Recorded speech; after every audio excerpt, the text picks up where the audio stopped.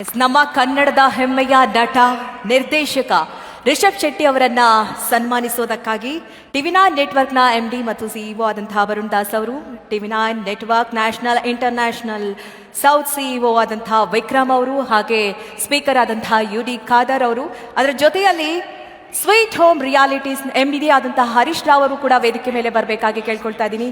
ಸನ್ಮಾನವನ್ನ ಸ್ವೀಕರಿಸೋದಕ್ಕೆ ರಿಷಬ್ ಶೆಟ್ಟಿ ಅವರು ಕೂಡ ವೇದಿಕೆ ಮೇಲೆ ಬರಬೇಕು.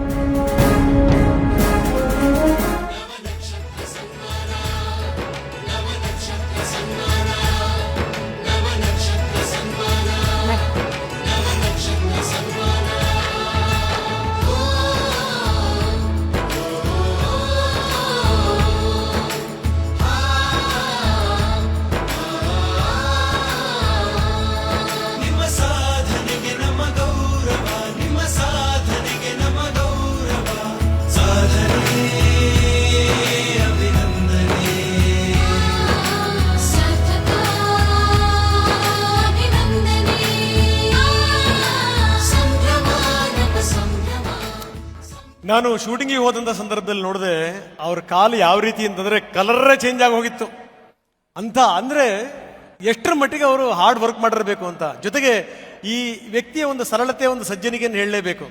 ನಾನು ಕೂಡ ಈ ರೀತಿ ಪಂಚೆ ಉಟ್ಕೊಂಡು ಹೋಗಿದ್ದೆ.